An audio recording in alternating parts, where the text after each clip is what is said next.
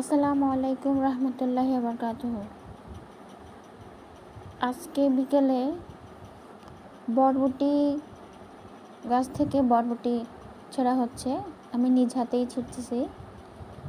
মাশাআল্লাহ, আলহামদুলিল্লাহ, প্রায় 5-6টা বরবটি গাছ আছে।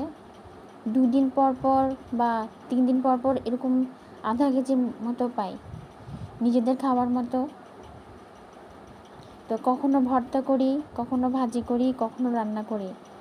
টাটকা টাটকা সবজি খেতে ভীষণ ভালো লাগে।